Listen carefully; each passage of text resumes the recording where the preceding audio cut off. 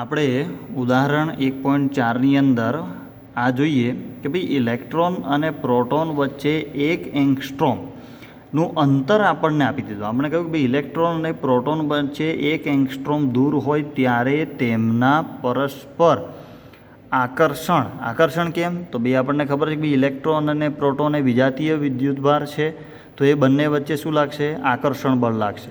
તો ઇલેક્ટ્રોન અને પ્રોટોન વચ્ચે 1 એંગસ્ટ્રોમનું અંતર હોય ત્યારે જે પરસ્પર આકર્ષણ બળ લાગે છે એનાથી ઉદ્ભવતા ઇલેક્ટ્રોન અને પ્રોટોનના પ્રવેગ શોધવાનું કહ્યું આપણને. બરાબર. તો હવે પ્રવેગ કઈ રીતે શોધીશું આપણે? આપણને તો એટલી ખબર છે કે ભાઈ હમણાં એક ઇલેક્ટ્રોન હોય કે 2 ઇલેક્ટ્રોન હોય, બરાબર છે, સજાતીય વિદ્યુતભાર હોય કે વિજાતીય વિદ્યુતભાર હોય, એમની વચ્ચેના આપણે બળ શોધ્યા છે. બરાબર. તો સૌથી પહેલાં આપણે બળ માટેનું સૂત્ર લખીએ. તો બળ માટે આપણને ખબર છે કે ભાઈ F ઇઝ ઇક્વલ ટુ કે Q1 Q2 અપોન R². આ આપણું સૂત્ર છે.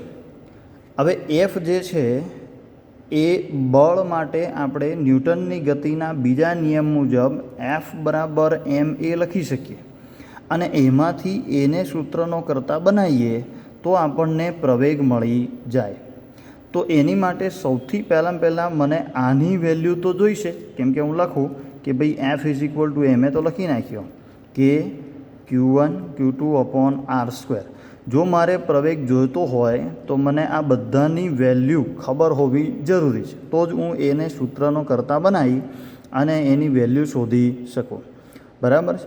તો સૌથી પહેલાં આપણે શું કરીએ કે આટલાની વેલ્યુ શોધી કાઢીએ, કેમ કે એ ટર્મ્સ આપણી શું રહેવાની છે? કોમન. કે ભાઈ એક ઇલેક્ટ્રોન છે, એક પ્રોટોન છે, બરાબર છે. આ બંને વચ્ચે આપણને કહી દીધું કે 1 એંગસ્ટ્રોમનું અંતર છે.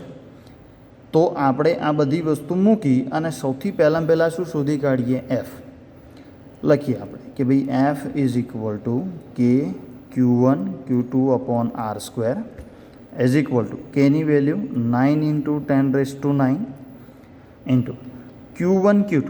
આપણને ખબર છે કે ભાઈ Q1 જો હું ઇલેક્ટ્રોન લઉં તો મારે એની વેલ્યુ કેટલી લેવાની છે? -1.6 × 10⁻⁻19 કુલમ.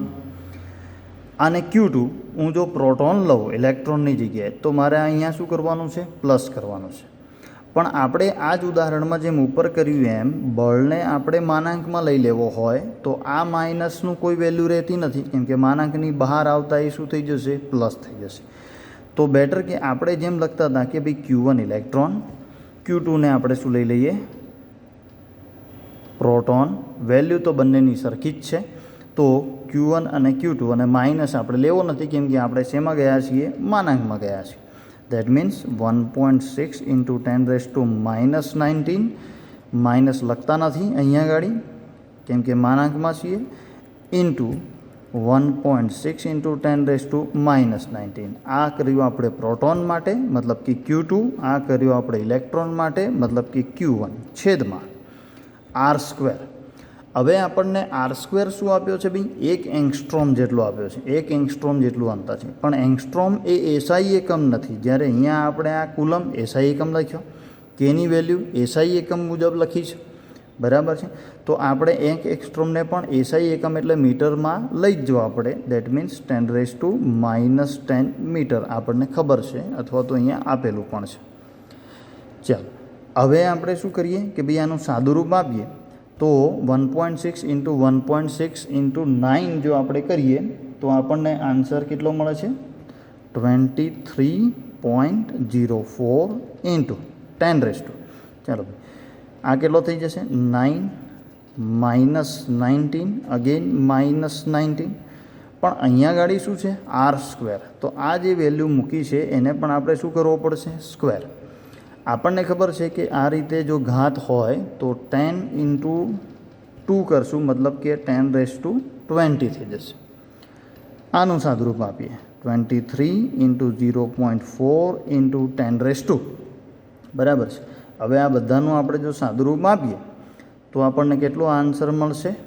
તો આ ઉપર જતાં શું થઈ જવાના છે? પ્લસ થઈ જવાના છે. મતલબ કે 9 માઇનસ 19 તો આપણને ખબર છે 38 પ્લસ 20 ઉપર ગયા તો માઇનસના શું થઈ ગયા ભાઈ પ્લસ થઈ ગયા ઇઝ ઇક્વલ ટુ 23.04 ઇન્ટુ આ પ્લસ છે મતલબ 29 માઇનસ 38 મતલબ કે 10⁻⁹ થોડુંક વધારે સાદુરૂપ આપીએ તો 2.30 ઇન્ટુ 10⁻⁸ ન્યૂટન. આ આપણને શું મળ્યું છે બળ મળ્યું છે બરાબર છે. મહત્ત્વની વસ્તુ શું હતી કે આપણે માનાંક કર્યો છે એટલે કે ઇલેક્ટ્રોનમાં આપણે માઇનસ લખ્યું નથી અને આ આપણને માત્ર બળનું શું આપે છે મૂલ્ય આપે છે. હવે આપણને એફની વેલ્યુ મળી ગઈ છે કે આટલી, પણ આપણે શોધવો છે પ્રવેગ. તો પ્રવેગ માટે આપણે યુઝ કોનો કરશું ભાઈ એફ ઇઝ ઇક્વલ ટુ એમ એનો યુઝ કરશું. તો હું અહીંયા લખી નાખું એફ ઇઝ ઇક્વલ ટુ એમ એને સૂત્રનો કરતા બનાવવાનો છે તો એમને ક્યાં લઈ જવો પડશે નીચે. પણ હવે પ્રશ્ન એ કે દળ કયું લેવાનું, તો આપણને ક્વેશ્ચનમાં શું કહ્યું છે તો ભાઈ આ જે આકર્ષણ બળ હતું એ બળથી ઉદ્ભવતા ઇલેક્ટ્રોન અને પ્રોટોનનો પ્રવેગ શોધ. જે શોધવાનું છે એનું આપણે દળ શોધ લઈશું કે ભાઈ આપણને બળ તો મળી જ ગયું, તો બળથી ઉદ્ભવતા ઇલેક્ટ્રોનનું દળ આપણને આપેલું જ છે 9.11 × 10⁻31 કિલોગ્રામ બરાબર છે. તો હવે આપણે માત્ર ઇલેક્ટ્રોન માટે પ્રવેગ શોધશું. અગેન એના પછી આપણે પ્રોટોન માટે શોધશું. તો પહેલાં આપણે કોની માટે કામ કરશું ઇલેક્ટ્રોન માટે. તો અહીંયા આ એમ જે દળ છે એ કોનું લઈશું આપણે ઇલેક્ટ્રોનનું m e into a is equal to 2.30 into 10⁻⁸ newton. હવે એમ ઈને આપણે ક્યાં લઈ જઈશું નીચે.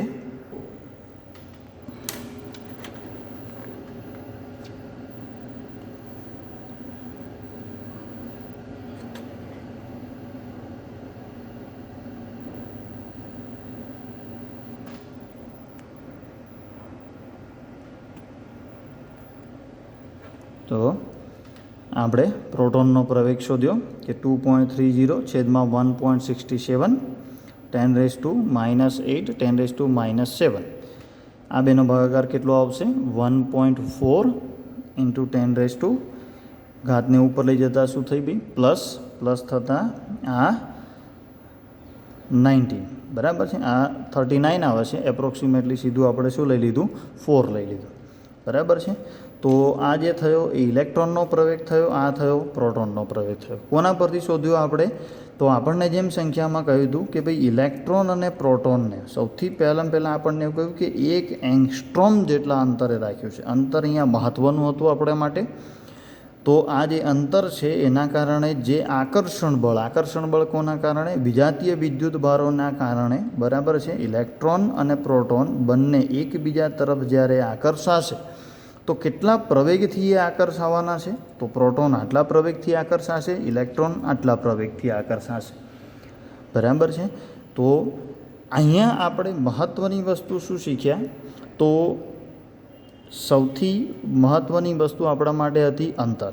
હવેના દાખલાઓમાં આપણને માન લો કે ભાઈ બળનું મૂલ્ય આપી દે છે કે ભાઈ એક ઇલેક્ટ્રોન અને એક પ્રોટોન, કે એક પ્રોટોન બીજા પ્રોટોન પર આટલું બળ લગાડે છે, કે એક ઇલેક્ટ્રોન બીજા ઇલેક્ટ્રોન પર આટલું બળ લગાડે છે. પણ એ બે વચ્ચેનું અંતર કેટલું છે એ પ્રમાણે આપણો આન્સર શું થશે બદલાશે બરાબર છે. કેમ કે આપણું સૂત્ર જ F બરાબર KQ1 Q2. હવે આ ટર્મ્સ તો બદલાતી જ નથી. આ અચળાંક છે, વેલ્યુ ફિક્સ. આ બેની વેલ્યુ ફિક્સ. માન લો તમે 2 પ્રોટોન લઈ લીધા કે 2 ઇલેક્ટ્રોન લઈ લીધા કે એક ઇલેક્ટ્રોન ને એક પ્રોટોન લઈ લીધો, તો આ 3નો ગુણાકાર તો ક્યારેય બદલાવાનો જ નથી. મેઇન વસ્તુ શું છે બદલાવાનું છે અંતર r². તમે 2 ઇલેક્ટ્રોનને 2 પ્રોટોનને કે એક ઇલેક્ટ્રોનને અને એક પ્રોટોનને કેટલા અંતરે મૂકો છો એટલા અંતરે આપણને શું મળશે બળની વેલ્યુ મળશે. કેમ કે ઉપરનું બધું તો શું છે લગભગ અચળ જ છે, જે બદલાતું નથી બરાબર છે. અને આપણે માનાંકમાં લઈએ છીએ એટલે હાલ આપણે માત્ર વેલ્યુની જ વાત કરીએ છીએ, આપણે એમની દિશાઓની વાત કરતા નથી.